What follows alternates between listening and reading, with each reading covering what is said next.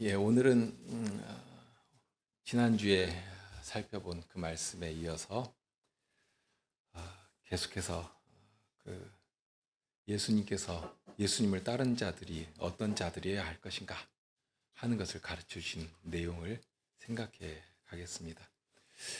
먼저 누가복음부터 보실까요? 누가복음 19장 1절부터 10절입니다. 누가복음 19장 1절부터 10절.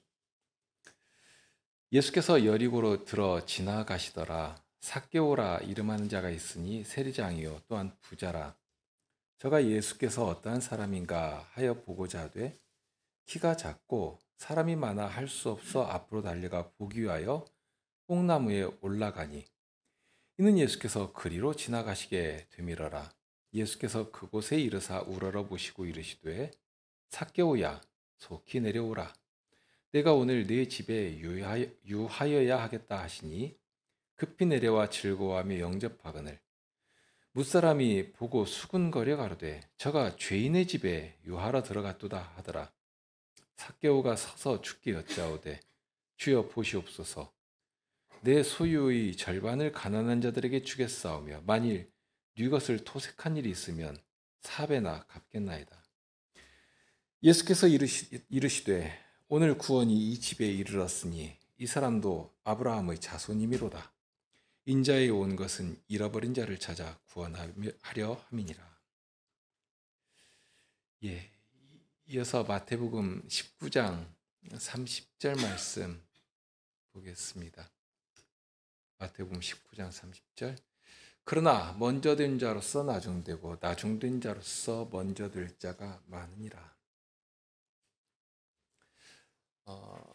지금 이 마태복음 19장에서 생각했던 그 부자 청년의 이야기, 부자 청년이 보인 경건의 모습들이 있습니다. 예수님 앞에서도 아주 당당하게 말씀드렸죠. 이 모든 것을 내가 지켰사오니, 정말 모든 것을 지켜왔습니다. 율법의 의로는 부족할 것이 없도록 그렇게 신실하게 살아온 것이 사실입니다. 그러나 그것 가지고는 어림없는 이야기였거든요.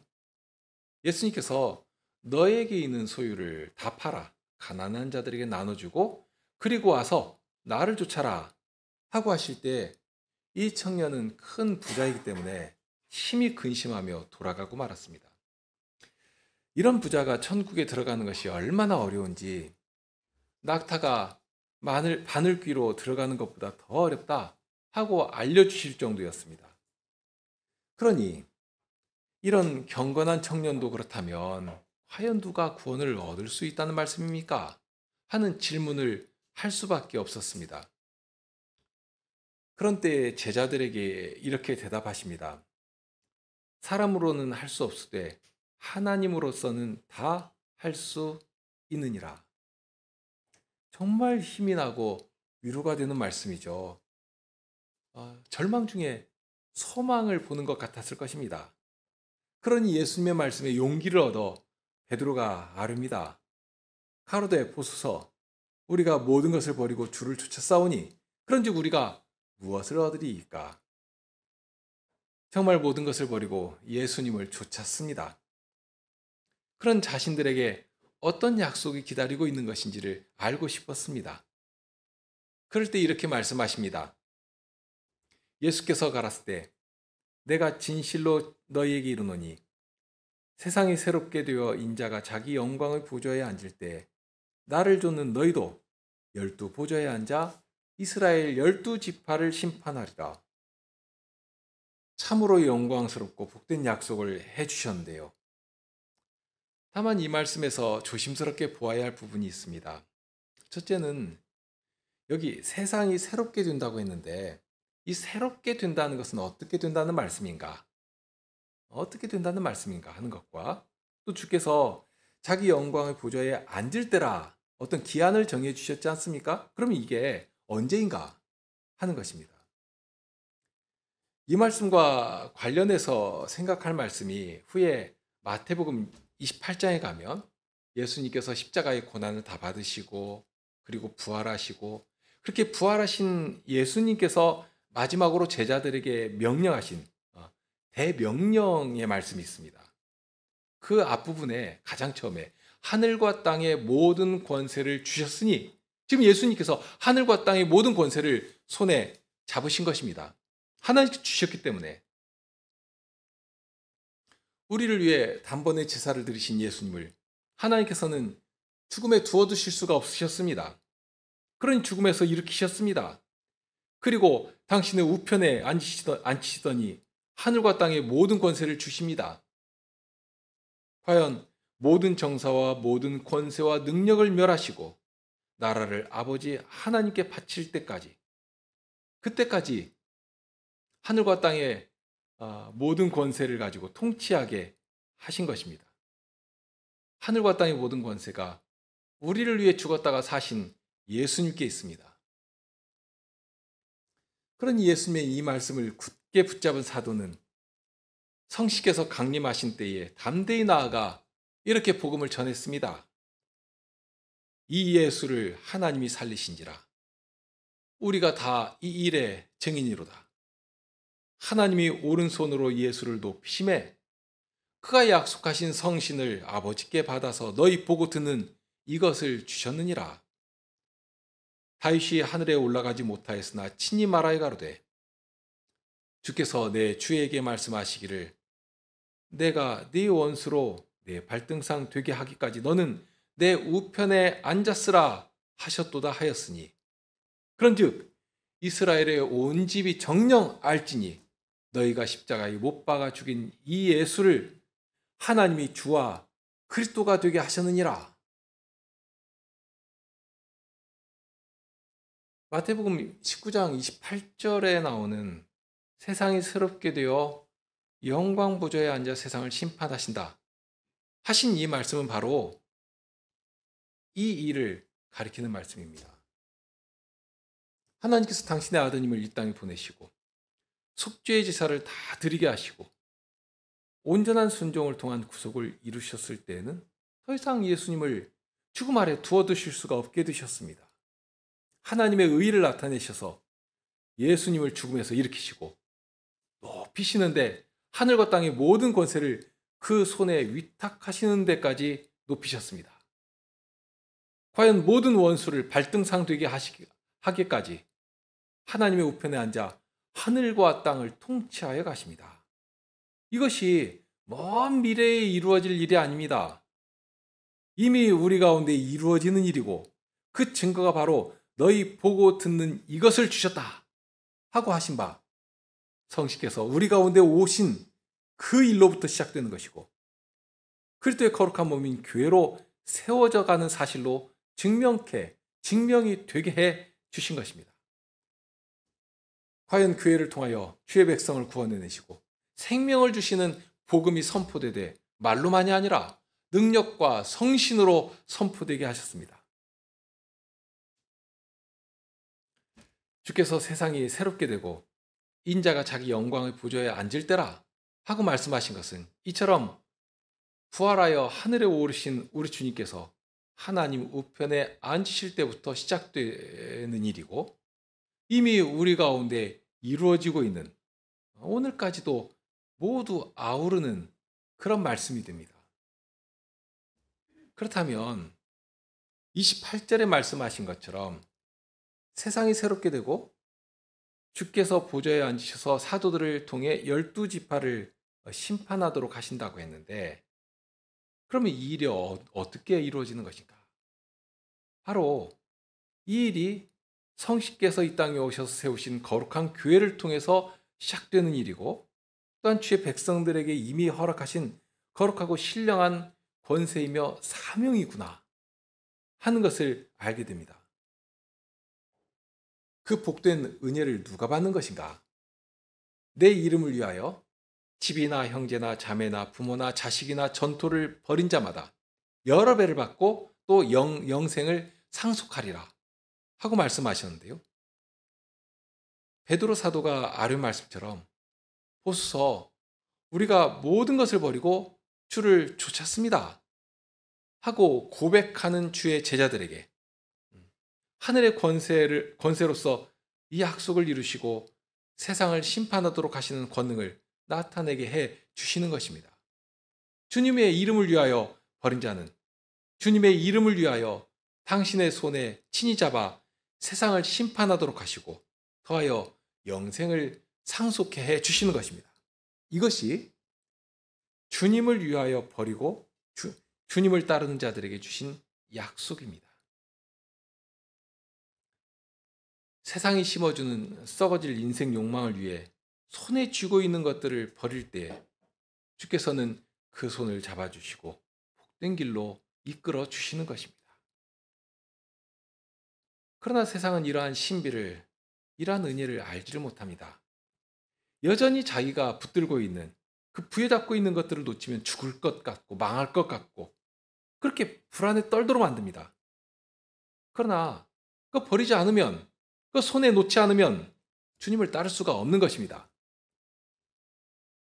자기를 부인하고 주님을 따르는 자가 영생을 소유한 자로서 살아갈 수 있게 됩니다.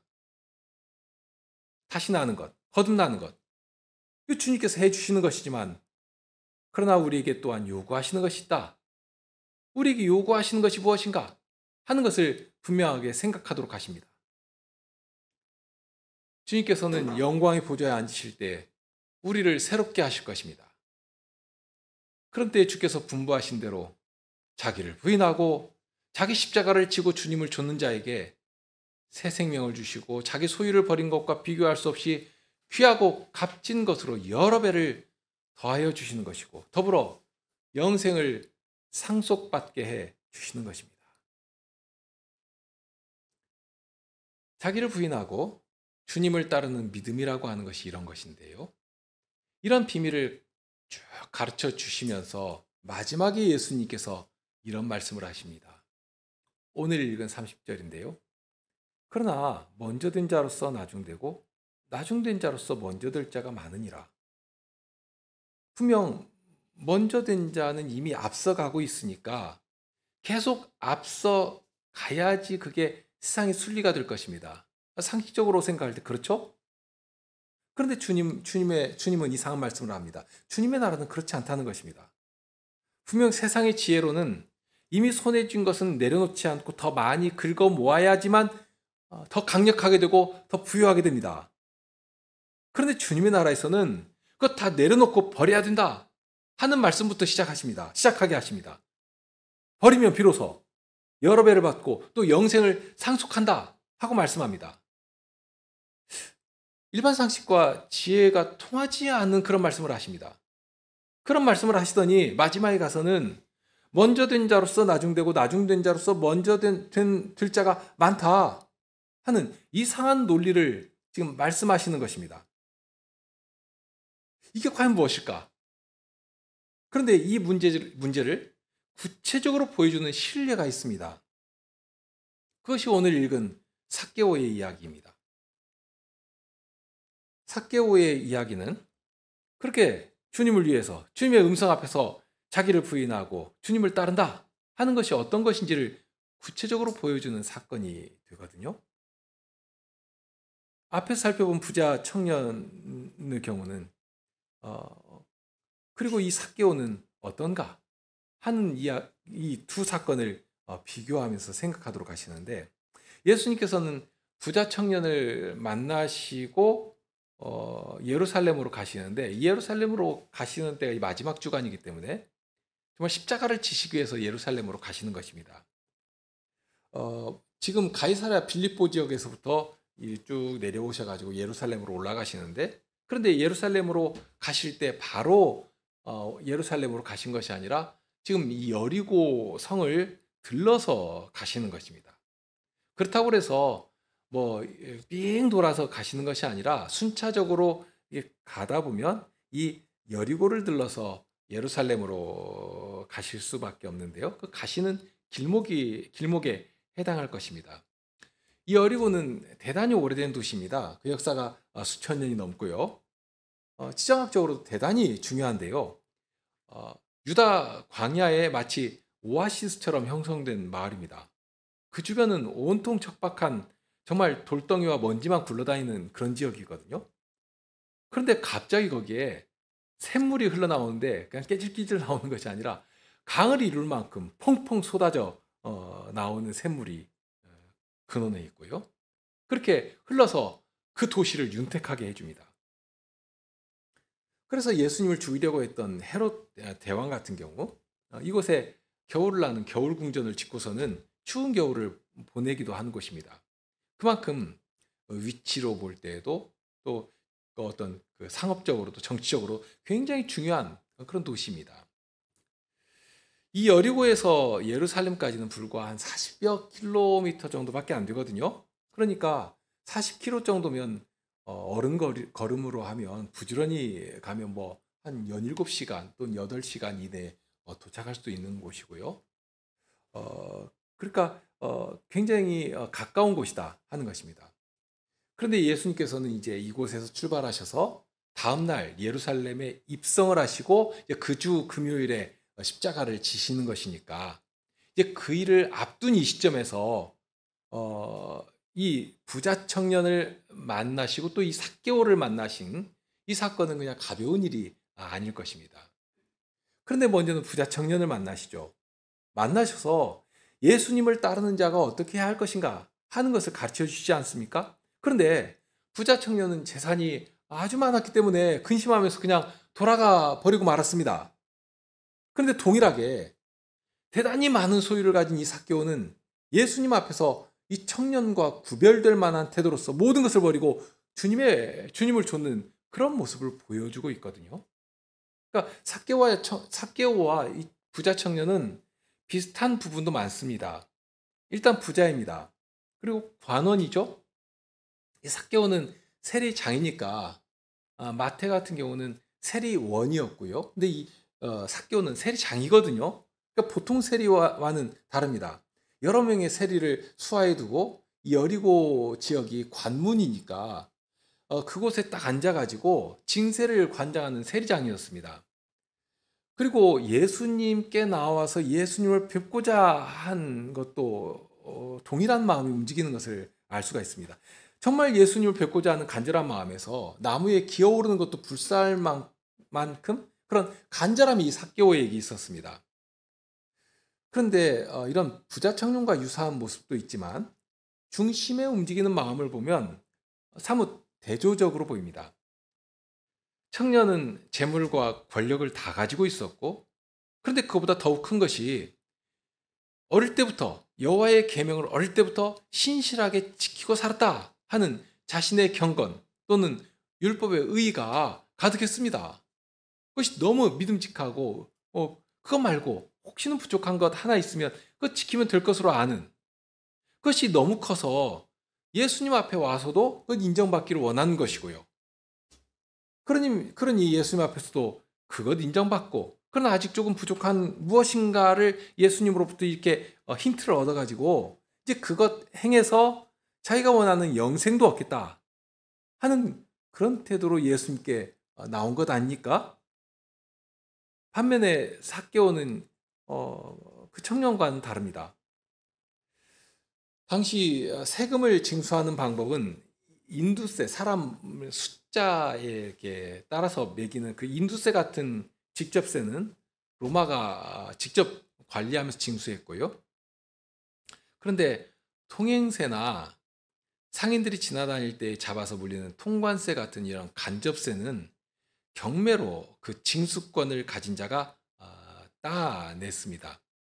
그러니까 내가 얼마의 세금을 로마에 바치겠다 하고서는 돈을 주고 따내고 그러면 로마는 가장 많이 돈을 준 사람에게 그 권한을 주었으니까 그러면 이 권한을 가진 사람은 기본적인 세액 외에 얼마를 더 거두든지 그것에 대해서는 로마가 별로 관여하지 않았습니다.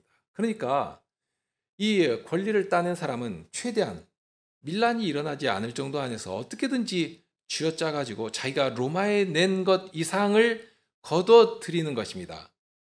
그렇게 되니까 사람들로부터 많은 원성을 듣게 된 것이겠죠.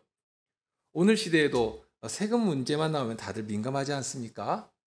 똑같은 공무를 수행할지라도 소방관 같은 경우는 사람들에게 참 이렇게 인정도 받고 존경도 받고 하는 것이지만 반면에 세금 징수원 같은 경우는 적잖이 좋지 않은 눈으로 보는 것이 사실입니다. 뭐 같은 공무일지라도 이렇게 세금 공무원 징수원이 나와가지고 어디 조사한다 그러면 저 인간 와가지고 또 돈 뜯으러 왔는가 이렇게 경계 눈으로 보는 것이 사실 아닙니까?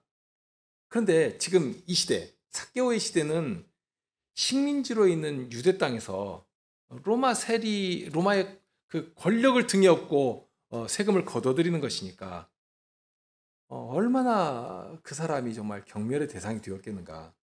단적인 예로 유대인들은 이 세리를 창기와 같은 부류로 묶어가지고 멸시하면서 정죄했거든요. 정말 저 상종 못할 더러운 종자들이라 하고 부른 것입니다. 오늘 읽은 본문에서도 어떻게 세리와 같이 세리 집에 가서 유할 수가 있느냐. 정말 상상할 수가 없는 그런 더러운 자라 말입니다.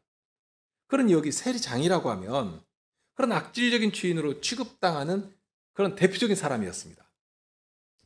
그렇지만 그 자리는 돈이 있으니까요. 돈이 있으면 또 권력이 있지 않습니까? 또 권력이 있으면 돈도 있고 권력이 있으면 사람들도 다 주변으로 들러붙게 되고요.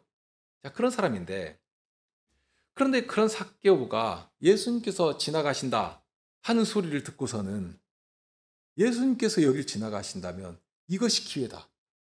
이때라도 어떻게라도 예수님을 한번 배워야 되겠다 하고서는 나무 위에 어린아이처럼 기어 올라간 것입니다.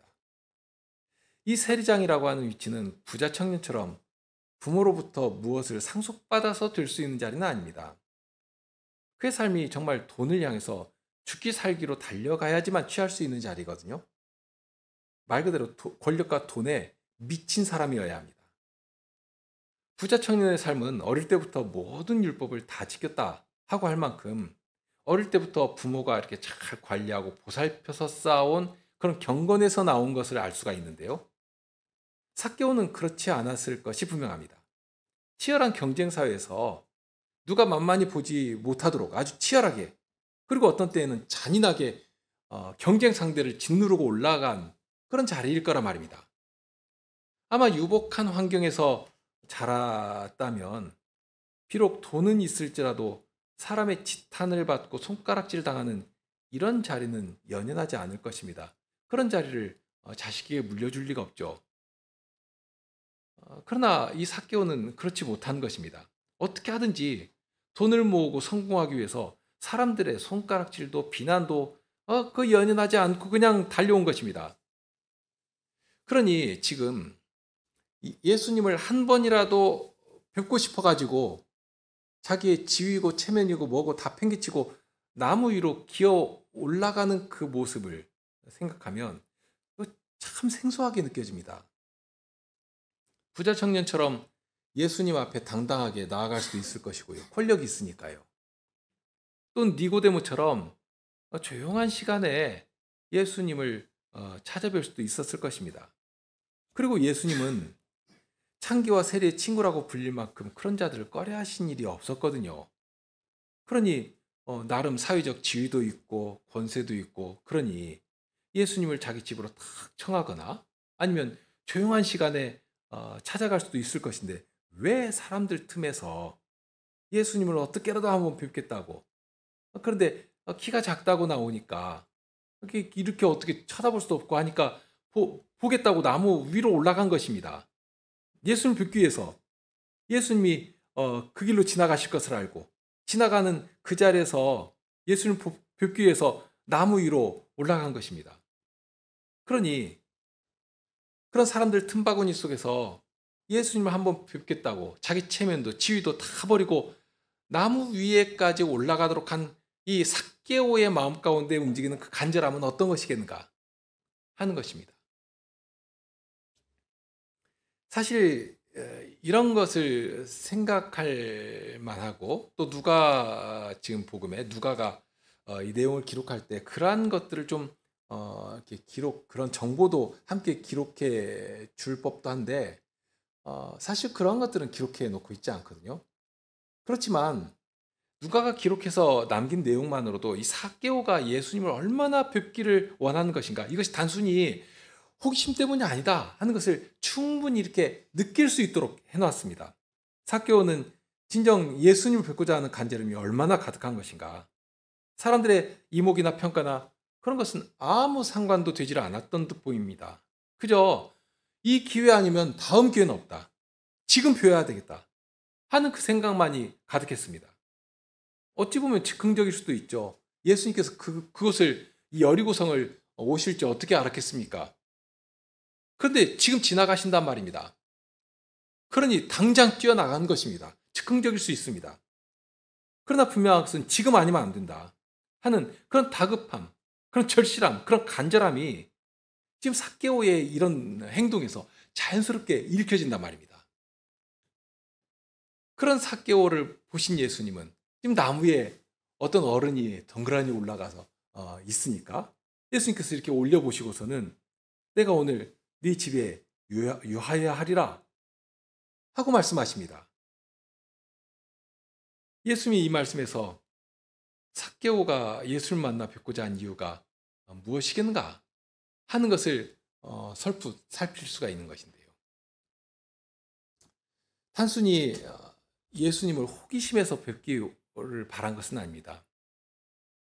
예수님 앞에 와야지만 해결할 수 있는 문제가 있었다는 것입니다. 그런데 예수님께서 그를 보시고 그를 부르실 때 처음부터 예수님 앞에서 답을 얻게 되거든요. 그리고 그 답을 찾아 즉각 응답하며 그 말씀에 반응해 나갑니다. 조금도 머뭇거리는 어떤 흔적을 찾을 수가 없고 그 자리에서 즉각 순종하는 모습을 봅니다. 삭개오의 삶을 충분히 추론할 수가 있는데요. 무엇보다도 인생의 목적을 세우고 그 목적을 위해 물불을 가리지 않고 달려온 인생이라고 할 수 있을 것입니다. 그런데 예수님 앞에 왔을 때 이제까지 붙들고 살아온 모든 것을 다 내려놓고 갈 만큼 삭개오에 있어서 정말 중요한 문제가 있었습니다.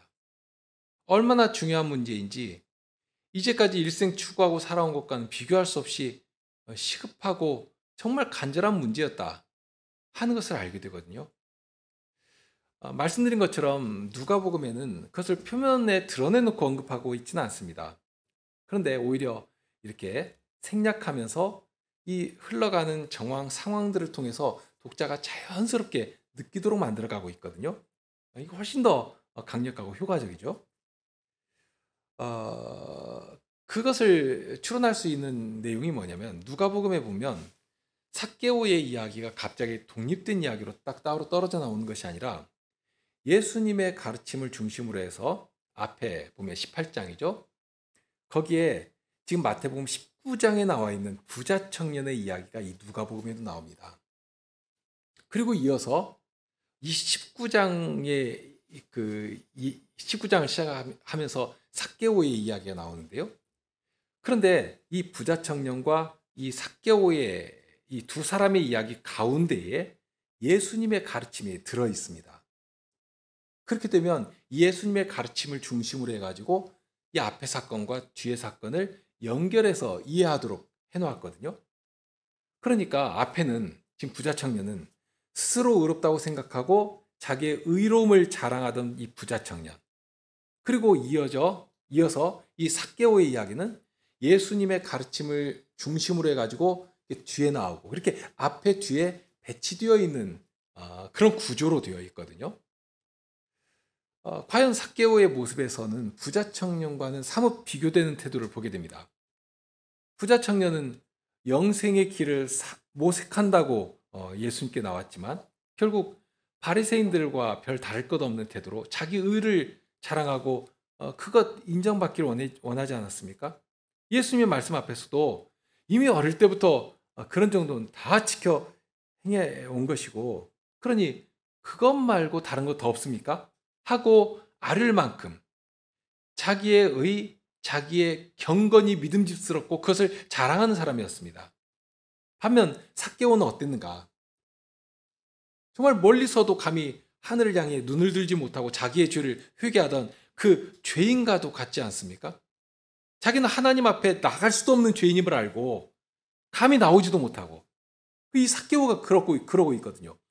예수님 앞에 감히 나오지도 못하고 그저 지나가는 얼굴, 모습 한번 보기만 해도 되겠다 하는, 정말 지나가는 이 예수님의 얼굴이라도 한번 볼 수만 있다면, 그런데 지금 아니면 아니 되겠다고 하는 그 간절한 심정이 그를 움직여서 나무 위로 기어오르게 만든 것입니다.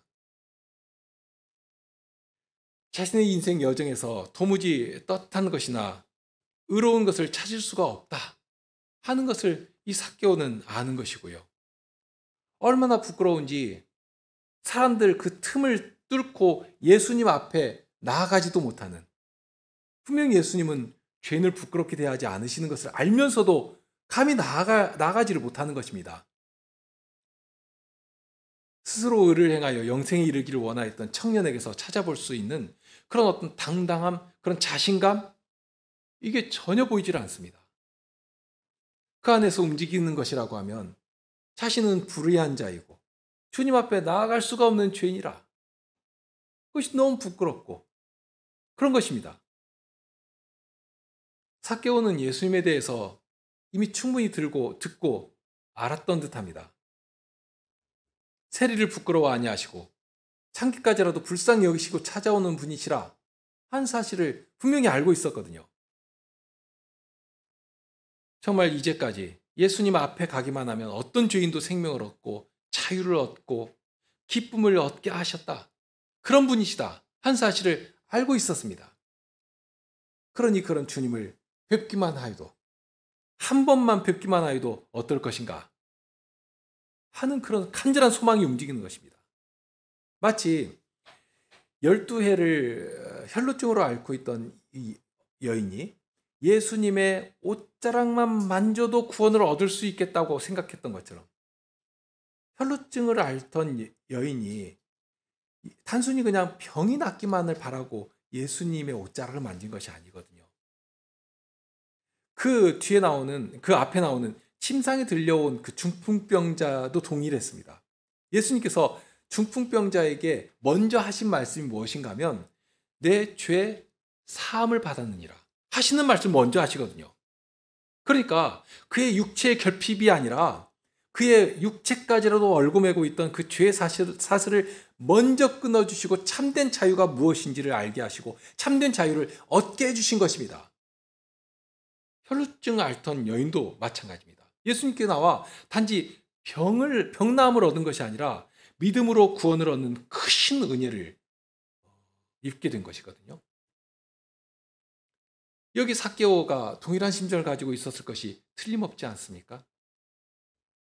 주께서 직접 만나 주실 일은 정말 기대도 못하는 것이고요. 그저 여기 지나가시는 예수님의 얼굴을 한 번이라도 볼 수 있기를 바라면서 그거 바라면서 나무 위로 기어 올라간 것입니다.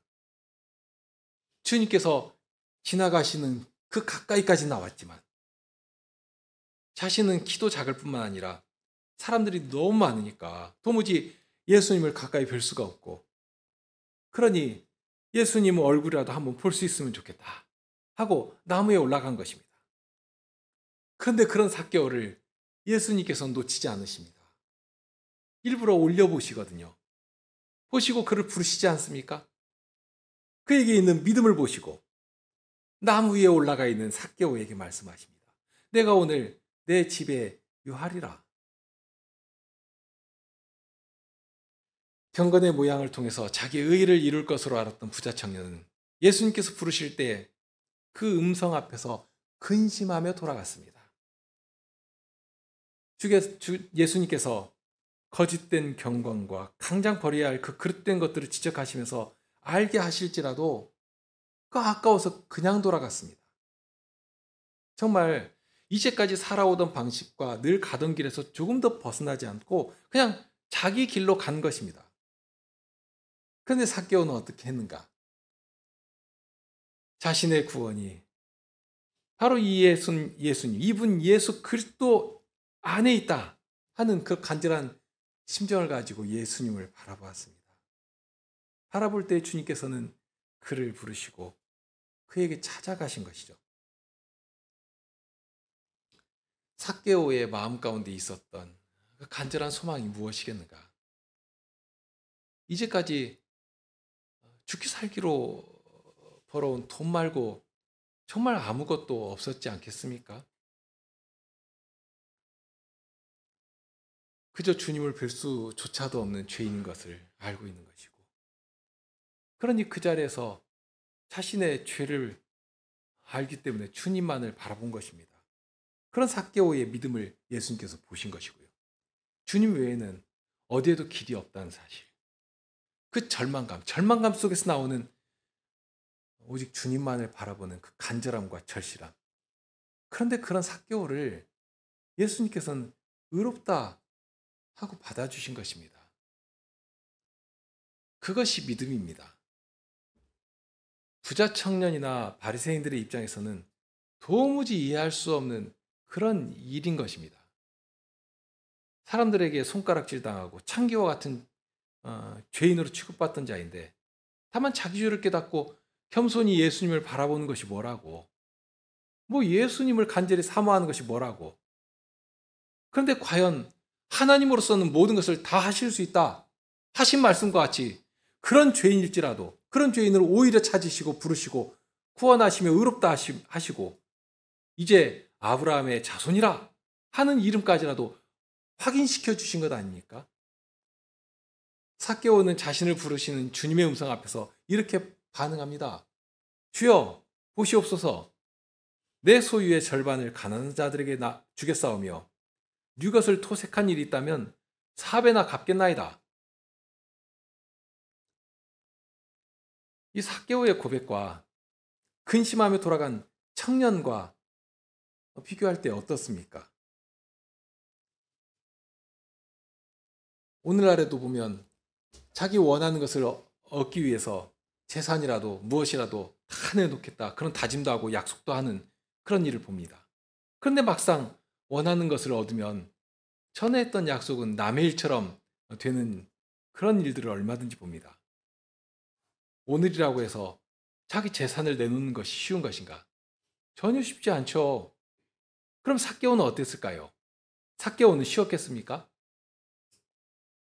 오히려 부자 청년보다 어려우면 더 어려운 것이지 조금 더 쉬울 것이 없는 사람이거든요. 이제까지 어떻게 모은 재산인데요. 온갖 욕을 들으면서 죄인이라는 비난을 들으면서도 그것 하나 손에 거머쥐기 위해서 일생을 살아온 사람 아닙니까? 목숨보다 더 소중한 것입니다. 그런데 예수님의 말씀 앞에서, 예수님의 그 부르시는 말씀 앞에서 자기 소유를 어떻게 내려놓고 있는가 말입니다. 그런데 이런 삭개오의 말을 순전하게 받지 않는 사람들도 있습니다. 여기 절반을 주겠다고 했으니까요, 기왕이면 다 내놓지 무슨 절반만 말하는가 하기도 합니다. 그런데 삭개오는 절반만을 말하고 있지 않습니다. 그 다음에 이어지는 것을 보면 네 것을 토색한 일이 있다면 4배나 갚겠다 하는 말을 합니다. 여기 4배를 갚겠다고 하는 것은 모세의 율법을 언급한 것이거든요. 그러니까 이 삭개오가 모세의 율법을 잘 알고 있는 사람이었습니다. 그런데 이 모세의 율법에 보면 이 4배라고 하는 것은 도둑질해가지고 얻은 것을 갚을 때 배상해야 할 내용입니다. 도둑질한 것을 갚을 때 4배를 갚으라고 하시거든요. 그러니까 이 삭개오는 지금 다른 사람에게서 부정하게 얻은 것이 있다면 부정하게 얻은 것이 바로 도둑질한 것이니까 모세의 율법의 가르침 따라서 그대로 갚겠다 하고 말하는 것입니다. 그러면 굳이 토색한 것이 도둑질한 것인가? 이 세리장만, 이 삭개오만 특별히 악해가지고 남들도 하지 않는 그런 나쁜 짓을 한 것인가? 그렇지 않거든요. 남들도 다 그렇게 살아갑니다. 그리고 그렇게 하는 것이 당시 사회의 법이고 사회의 정의입니다. 그렇게 못하면 못하는 사람이 바보인 것이지, 안 한다고 그 사람이 참 훌륭하다, 정의로운 사람이다, 그렇게 되는 것 아닙니다. 남들 다 하고 있으니까, 남들 다 하고 있는 그 법과 상식을 따라서 자기도 세금 거둔 것이고 그렇게 부를 쌓은 것뿐입니다. 그런데 그럴지라도 예수님 앞에 오니까 예수님을 만난 삭개오는 이제는 더 이상 로마 사회의 정의나 로마 사회의 상식을 따라서 말하고 있지 않습니다. 예수님의 부르심 앞에서 삭개오는 하나님께서 이웃을 향해 나타내게 하신 그 사랑의 법을 좇아서 말하고 있습니다. 하나님의 법을 따라 움직여가고 있거든요. 이제까지 자기가 재산을 축적한 방법이 그러니까 다른 사람에게 그렇게 비난받고 지탄받을 것이 아닐지라도, 다른 사람보다 특별하게 더 악독하게 한 것이 아닐지라도 예수님의 부르심 앞에서 일반 상식, 사람의 기준, 일반적인 도리는 이렇게 뒤로 물러나는 것입니다. 오직 하나님의 법은 사랑이라 하신 그 말씀을 따라 움직여가는 것이거든요. 전에 그거 몰랐을 것인가? 모세의 율법 몰랐을 것인가? 그렇지 않았을 것입니다. 전에도 알았을 것입니다. 그러나 이전의 여호와의 율법은 성전에 가서나 또는 안식일에 교인들을 만나서나 떠드는 법이고, 세상을 살아갈 때는 세상을 살아가는 지혜와 법은 이런 것이다 하고 사람들이 다 아는 그것 의지하고 그 방식을 쫓아 살아온 것인데, 그런데 예수님을 만나니까 어떻게 되던가 말입니다. 예수님께서 부르시는 그 음성을 따라 예수님 앞에 이르게 되니까 이제까지 붙들고 살아온 그 가치, 그 아상, 그 모든 기준, 그것이 다 무너지고 자기를 내려놓게 되는 것입니다. 정당하게 축적한 재산에 대해서도 가난한 사람에게 내어주는 것이고, 만일 토색한 일이 있다면 네 배를 갚아 하나님께서 요구하신 의에 따라 자신을 다 버리고 가겠다 하고 예수님께 말씀드리는 것입니다. 전에는 부를 축적하고 권력을 거머쥐는 것이 인생의 목적이고, 그러니 거기에 하나님을 두려워하거나 형제를 사랑하는 것은 저기 뒷전에 밀려나 있었습니다. 그런데 예수님을 만난 후에는 인생의 목적이었던 재물이 하나님을 사랑하는 사랑을 드러낼 재료가 되게 되었습니다. 상처 입고 망가진 이웃과 형제를 치유하며 보듬어주는 선한 것으로 변하게 된 것입니다. 진정 새롭게 된 것이죠. 사도가 앞에서 그랬습니다. 우리가 모든 것을 버리고 주를 쫓아싸우니 그런즉 우리가 무엇을 얻으리이까? 그럴 때 예수님께서는 너희가 버린 것보다 여러 배를 받고 영생을 상속하리라 하고 말씀하셨는데, 바로 이 삭개오가 그렇게 된 것입니다. 전에는 죄에서 시작하여 죄로 끝나는 불의한 재물이 그의 인생의 전부였습니다. 최고의 목적이었습니다. 그런데 이제는 그 불의한 재물이 변하여 많은 사람을 살리고 돌보고 섬기는 재물이 된 것입니다. 하나님의 사랑으로 형제를 사랑하는 재물이 되었으니 과연 그렇지 않습니까? 이것이 버린 것과 비교할 수 없이 풍성하게 10배고 100배고 더 풍성하게 받은 것이 아니고 무엇이겠습니까? 여기에서 분명하게 기억해야 할 것이 있습니다. 이런 복된 변화가 예수님을 만나 주님의 부르심에 기꺼이 반응한 이 삭개오에게 일어나고 있다 하는 점입니다. 어릴 때부터 경건하게 살아온 청년, 저런 사람이 아니면 누가 구원을 받을 수 있겠는가 하고 인정할 만한 그런 경건하게 살아온 청년에게서가 아닙니다. 저 사람은 주님의 부르심에도 응답할 수가 없었고요. 자기가 그렇게 자랑하던 하나님의 법을 다 지켜 행한 일에도 실패하고 말았습니다. 경건의 모양은 그럴듯하게 흉내냈지만 경건의 능력은 전혀 찾을 수가 없는 그런 외식하는 자리에 머문 것입니다. 그러나 이 삭개오는 어떻습니까? 자신의 죄를 알고 주님의 얼굴이라도 뵙기를 간절히 원했던 이 삭개오는 주님의 부르심 앞에 머뭇거림 없이 반응했습니다. 그리고 주님의 얼굴을 배울 때 예수님께서 직접 말씀하지 않더라도 오히려 스스로 이제까지 붙잡고 살아왔던 그것, 인생의 최고의 가치로 손에 붙잡고 살아오던 그것을 과감히 내려놓습니다. 주님께 드립니다.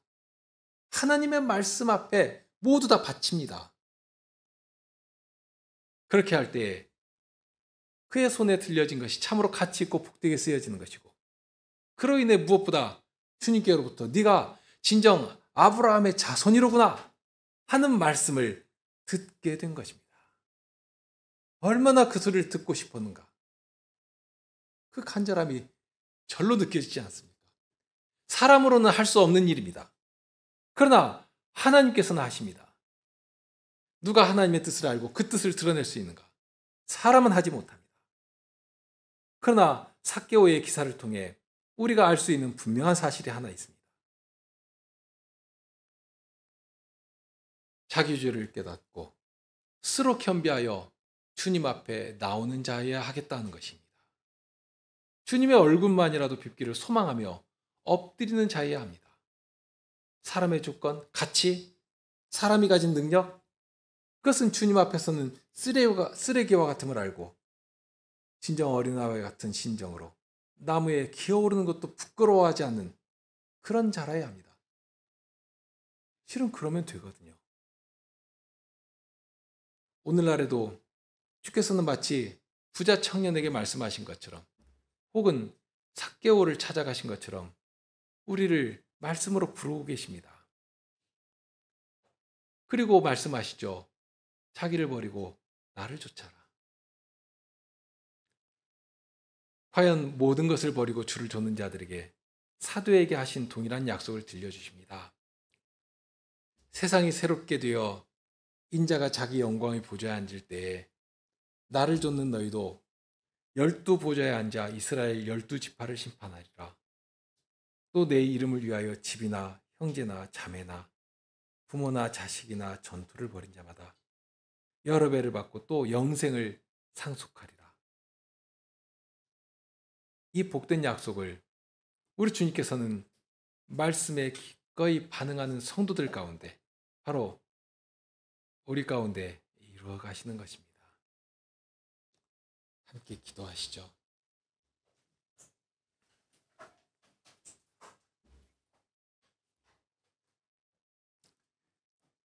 주님의 부르신 음성은 오늘도 저희 귀에 들리고 주님을 향하여 저희 머리를 들도록 하십니다. 여전히 손에 쥐려고 하는 것들이 가득하고 저희 생각과 마음을 이끄는 것들이 가득하고 주님을 향해 움직이는 저희 발걸음을 얼마나 두렵고 무디게 만드는 것인지 그런 저희들이지만 오늘도 주님은 말씀으로 저희를 찾아오십니다. 주님의 음성을 들려주십니다. 주님을 향해 움직여 가도록 하십니다. 과연 누가 주님 나라의 영광된 자리에 앉을 것이며 영생을 상속할 것입니까? 주님, 오늘도 저희가 버리지 못한 것들을 말씀에서 깨닫게 하여 주시고 주님을 향해 움직이는 저희 발에 채워져 있는 그 그릇된 욕망과 세상의 가치를 벗겨주시고 그리하여 자유롭게 즐거이 주님을 향해 움직여가는 저희가 되게 하여 주옵소서.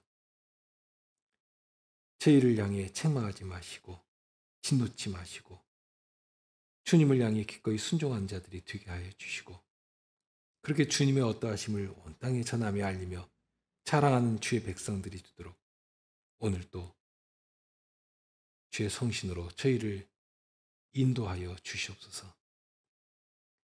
우리 주님 예수 그리스도 이름으로 기도드립니다. 아멘.